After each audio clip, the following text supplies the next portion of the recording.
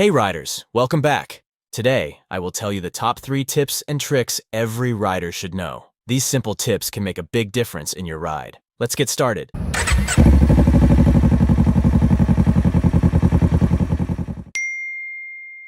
Many beginner riders ask why motorcycles have a kill switch when you can simply turn off the bike using the key. Let me explain you the uses and advantages of this little red kill switch.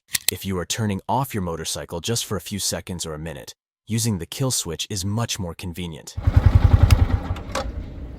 When you turn off your motorcycle using the ignition key, it completely shuts down the entire system, including the engine control unit, ECU, and all the electronics. For those who don't know what is ECU, it is something like the brain of your motorcycle.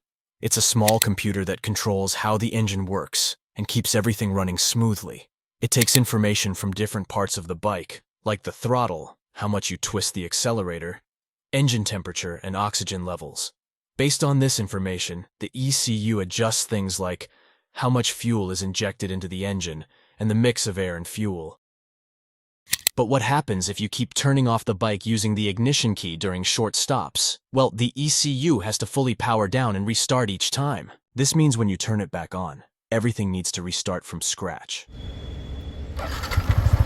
Since these components are not designed for frequent reboots, this could potentially reduce the lifespan of the ECU or cause minor performance issues in the long run due to the strain on the system. Now, when you use the kill switch, it only turns off the engine while leaving the ECU and other electronics running in the same state.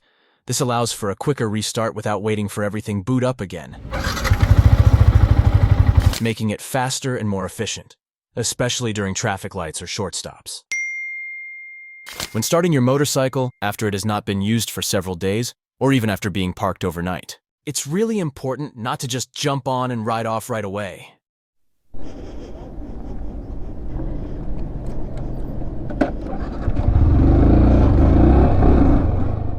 Doing that can actually lead to some serious problems, like putting extra stress on your engine and even damaging important parts. When the bike hasn't been used for a bit, the oil might not be circulating properly and the engine is usually cold. Instead, always give your motorcycle some time to warm up, especially when you're starting it after a long break. Start the bike and let it run for 3 to 5 minutes in idle position.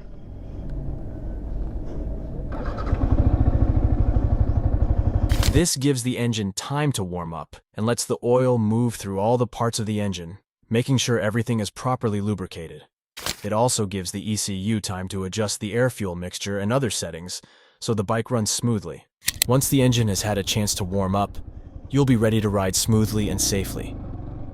This little step can help you avoid many issues and keep your motorcycle running great for a long time.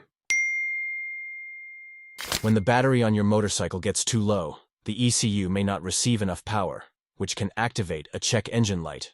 This often happens because the sensors or systems that the ECU monitors might not function correctly with low voltage. Once you replace the battery and provide stable voltage, the ECU will be back to its normal operation, and the check engine light will disappear. Here are a couple of things to prevent this. Monitor your battery health regularly. Keep an eye on the battery's age and performance. Most motorcycle batteries last around 2 to 3 years, so if it's getting older, consider replacing it before it fails completely. Avoid overloading the electrical system. If you use accessories like phone chargers or extra lights, make sure your battery can handle the load. Overloading the system can cause the battery to drain quickly. This is the end of this video. Comment below what's your opinion on this video, and make sure to subscribe to the channel for more amazing videos, and like the video if you enjoyed it. Thanks for watching.